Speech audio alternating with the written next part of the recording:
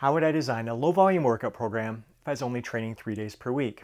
And because that program is lower in training volume, would that mean I'd have to adjust my calories to accommodate for that? These are great questions that John asked in one of my recent videos where I mentioned that I've been training with much less volume.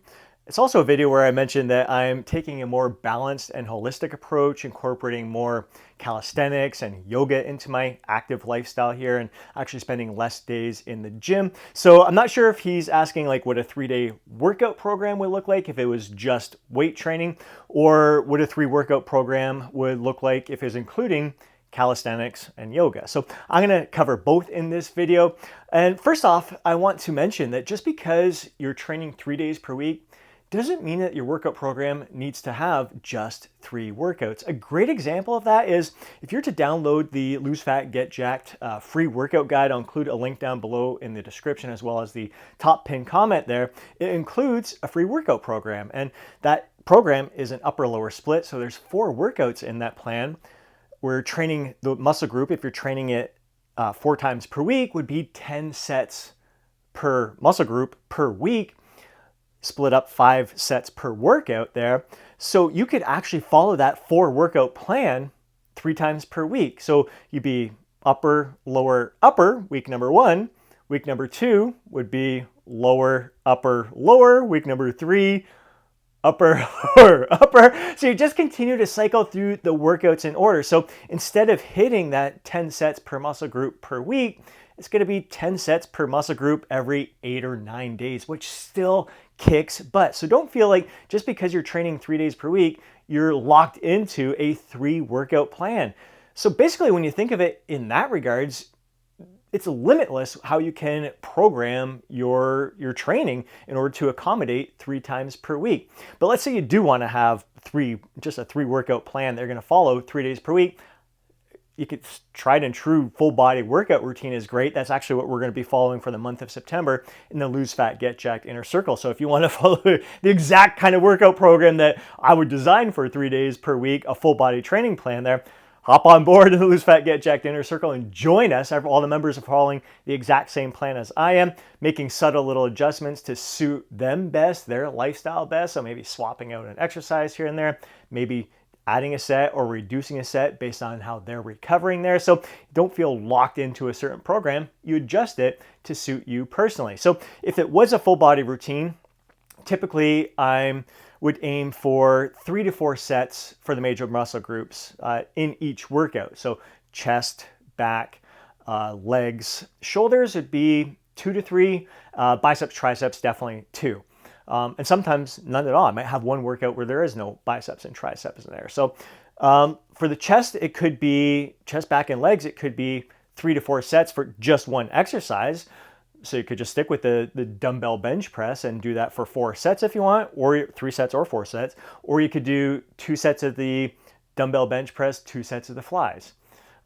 If you want to, for the back, again, it could be a good idea. Instead of 4 sets of just a pull down or pull ups, you could do 2 sets of a pull down, 2 sets of a row. So you're getting both a vertical and a horizontal pull in there.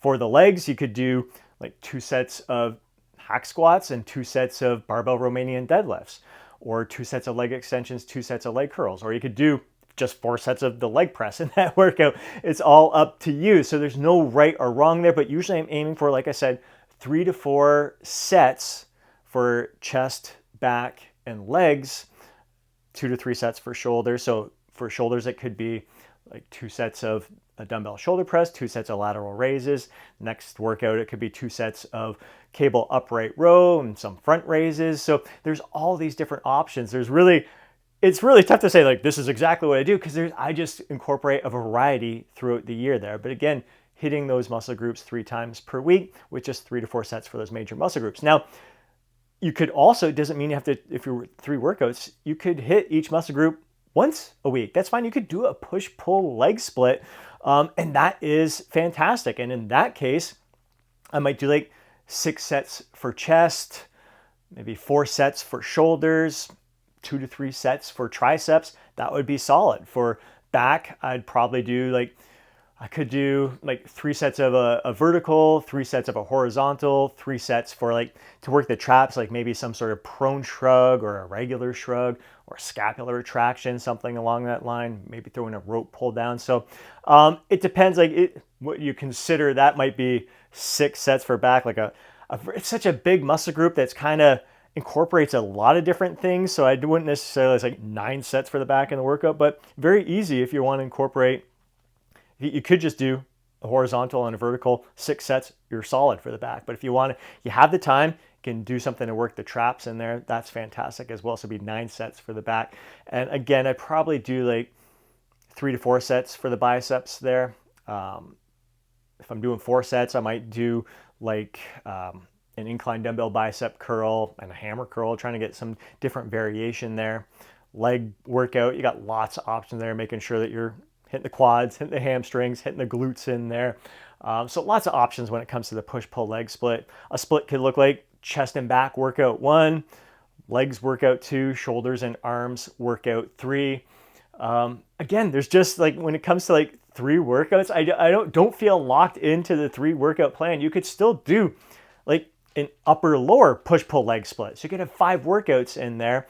And so it's kind of you're hitting each muscle group twice, maybe not in a week if you're training it just 3 times per week, but you're going to hit it, that muscle group twice every, again, like probably 8 to 9 days in your plan there. So it's solid. Again, don't feel locked into that.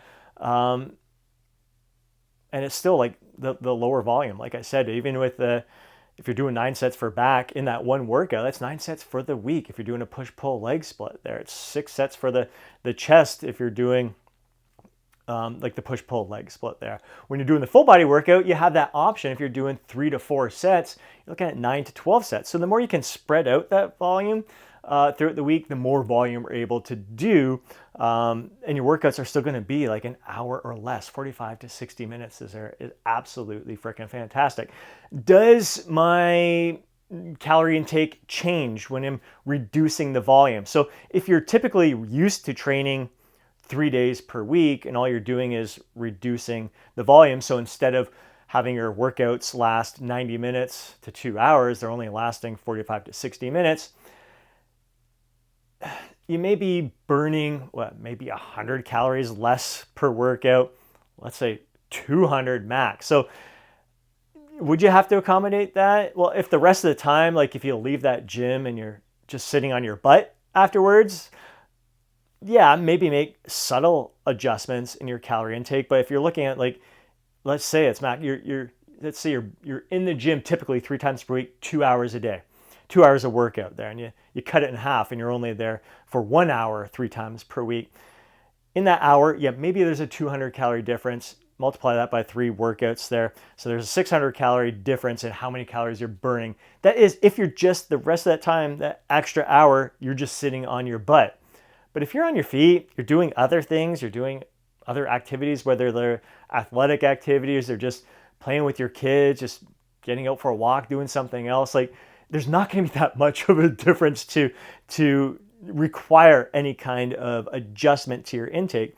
Of course, the main thing is just paying attention to how your body responds to that. So if you do notice you're gaining weight a little bit quicker, again, it's going to be subtle. If it is a 600 calorie difference, I mean, it's going to take a month to even notice maybe a pound of weight gain from that calorie intake there. It's likely going to take longer than that. So it's not going to be that much of a difference. It's not going to be obviously noticeable in your change. So I wouldn't be necessarily making any changes right off the bat. I'd pay attention to how your body responds, how it's adapting to this change in lower volume, and likely because you're training with less volume, giving like your best focus attention to that, you may even be recovering better. You may feel less beat down, and throughout the week, you may just have more energy just being on your feet. You just may notice that you're burning more calories, just,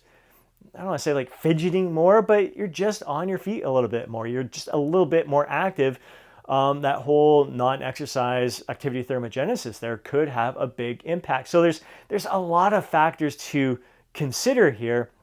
that are at play. So again, it's just going to be paying attention to your body's feedback there. Now, if you're talking about a holistic approach here, 3 times per week, more beyond just the weight training there. If you're like, Scott, I want to incorporate calisthenics in addition to the weight training, maybe some yoga as well. I mean, you could do one full body workout a week. You could do one full body calisthenic workout where you're doing some inversions, you're doing some handstand practice.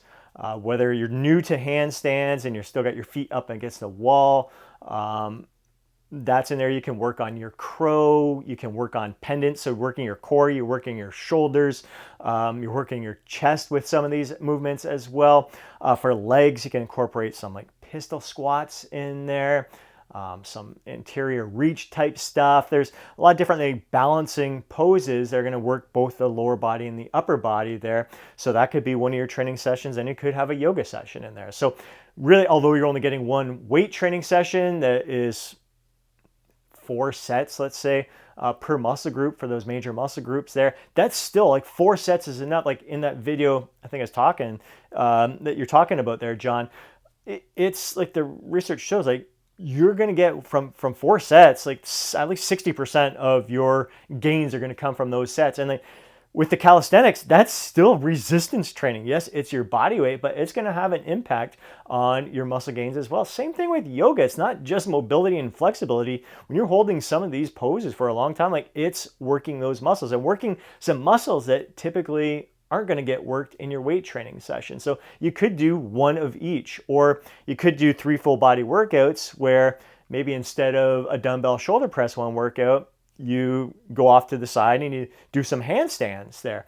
Or instead of like some of the ab workout, you do a pendant. Or instead of some like chest type stuff, or tricep type stuff, you do a crow instead. Like there's lots of different options to incorporate calisthenics into your weight training session. So each weight training session could include some weight resistance training, some body weight resistance training, and you can incorporate some yoga moves in there as well if you desire to kind of do it all in one place in the gym there.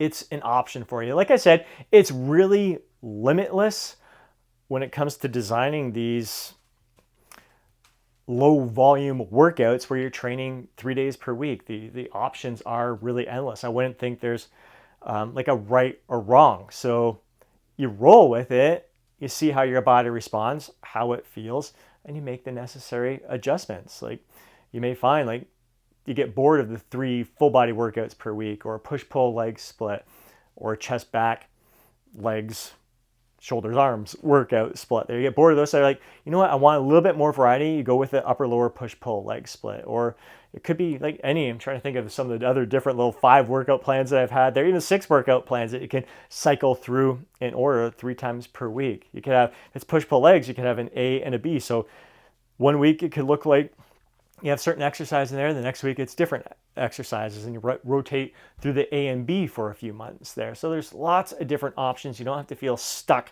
in one type of programming there. So I hope that answered your question, John. If you want me to get into any more details than that, please let me know if I wasn't clear on what you were specifically asking for there. But I really love the questions. I love, again, I want to respond to things that you guys are interested in, what you're curious about, and how I would approach things in certain ways. So thank you so much for that question. If anyone else, if you have questions watching this video, please take a moment to drop them down in the comment section below. I look forward to responding to them in future videos.